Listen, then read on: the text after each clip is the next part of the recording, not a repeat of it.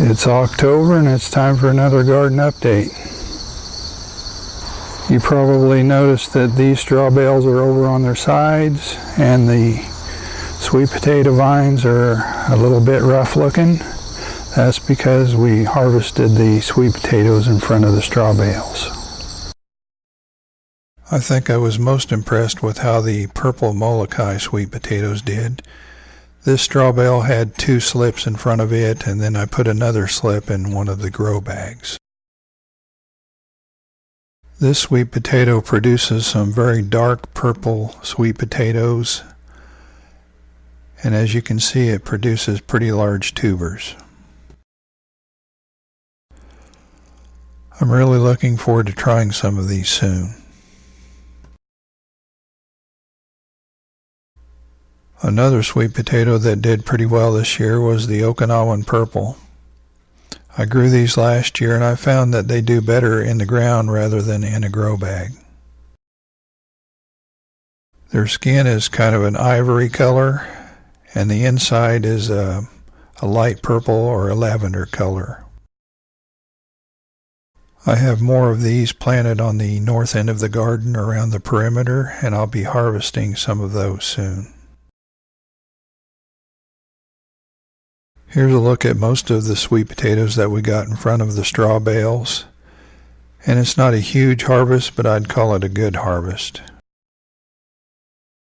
The 2 bales with peppers in them, I won't be able to check under those for another couple of weeks or so, but I fully expect to find a few more sweet potatoes under those. One of the grow bags had 4 different kinds of sweet potatoes in it: purple Molokai, Okinawan Purple, red garnet, and a grocery store type. After growing sweet potatoes in grow bags for a couple of years now, I think I'll just stick with growing them in the ground. They seem to do better. This is a look at the ones in the grow bag with the 4 different kinds of potatoes. As you can see, some of them have a little bit of scurf on the skins. We also got a decent harvest from the grow bag with the red garnet sweet potatoes, but these also had a little scurf on the skin. They're still edible, but they just aren't as pretty. I also harvested some of our ginger. I didn't harvest it all because I just wanted to harvest as much as I thought I could process that day. I thought overall that it did very well, and we still have a decent amount of it in the ground. One way to store it for future use is to freeze it, and that's what I plan to do with all of mine. I just grate it and freeze it in tablespoon-sized clumps.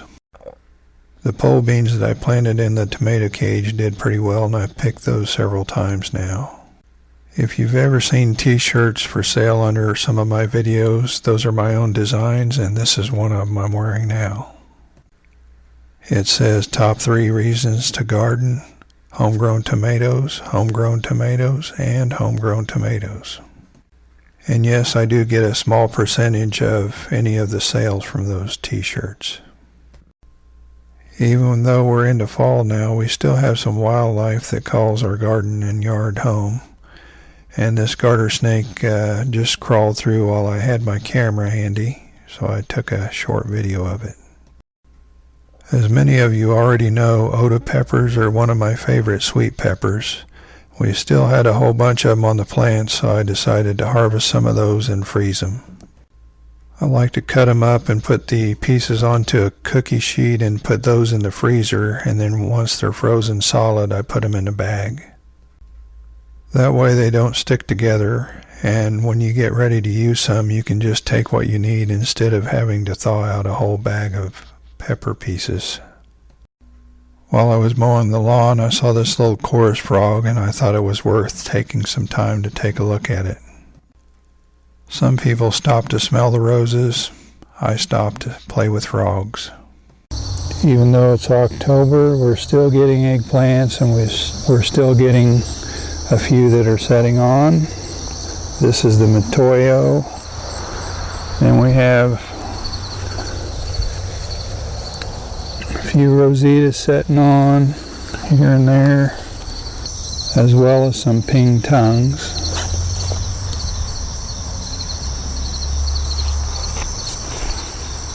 And the little fingers is trying to produce again. Our Musabasju banana tree, I measured it at its tallest point the other day, and it's just a hair under 12 feet, so I think it'll probably reach 12 feet before the end of the year.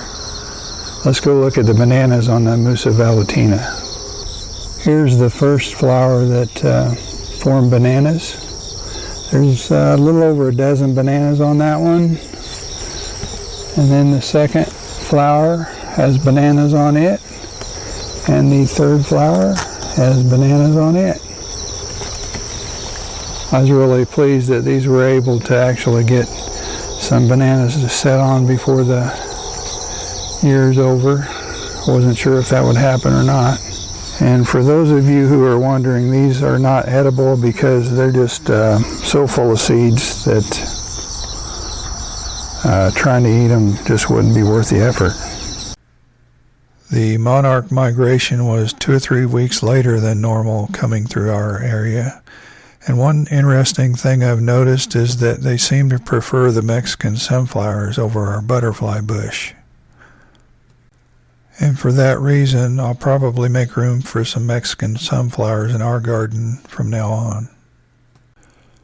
We still noticed a few monarchs on our butterfly bush, but not nearly as many as we usually see. From this view, you can probably see that we have quite a few peppers still on the plants.